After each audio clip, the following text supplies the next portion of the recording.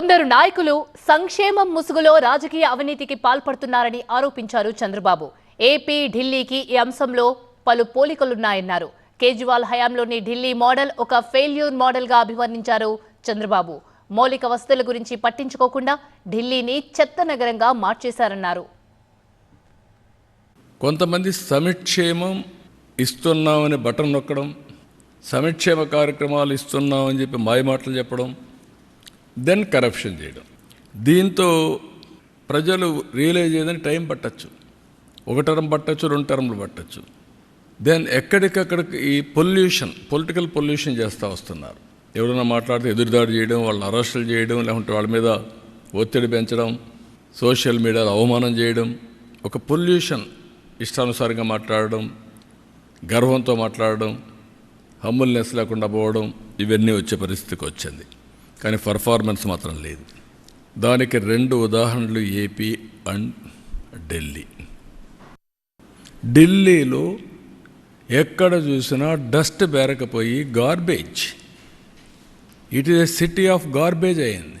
Main రోడ్లో ఎవరన్నా VIPs వస్తే, అంబాసిడర్స్ వస్తే, కంట్రీ హెడ్స్ వస్తే మెయిన్ రోడ్లో గార్బేజ్ ఉండే పరిస్థితికి వచ్చింది. ఏమన్నా టోటలీ పొల్యూషన్. ఏదైతే ఒక సీజన్లో ఢిల్లీలో pollution highest in the world, most polluted city ఏదైనా ఉందంటే ఢిల్లీ దానికి చిరునామా అనే పరిస్థితికి వచ్చాం. అందుకే నేను మొన్న ఎన్నికల్లో చెప్పాను, it is a total failure model.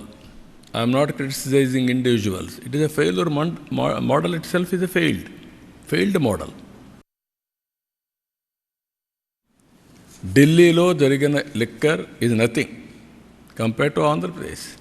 ఎవరైనా సరే లిక్కర్లో ఇన్వాల్వ్ అయిన వాళ్ళు ఇంతవరకు ఆ ఫ్యామిలీస్ కూడా బాగుపడవు. అంటే అది పాపిస్ట్ డబ్బులు. రెండోది, పేదవాళ్ళ ఆరోగ్యాన్ని సర్వనాశనం చేసి మీరు ఎంజాయ్ చేయడానికి ఎవరిచ్చారు మీకు అధికారం? రూలర్స్కి. మామూలుగానే లిక్కర్ అనేది నేనున్నప్పుడే ఈఎన్ఏ ఎక్స్ట్రా న్యూట్రల్ ఆల్కహాల్ తయారు చేశాను, 2 times న్యూట్రలైజ్ చేయడానికి. ఎందుకు? అందులో ఉండే ఇంప్యూరిటీస్ అన్నీ పోవాలి, కొంతవరకు అనేది అవుతుందని. ఇప్పుడు మీరేం చేశారు? రా లిక్కర్ ఇచ్చే పరిస్థితికి వచ్చారు. టోటల్గా ఆ లిక్కర్ తాగితే ఏమవుతుందో తెలియకుండా కిడ్నీస్ ఫెయిల్ కావడం, చాలా సమస్యలు వచ్చాయి.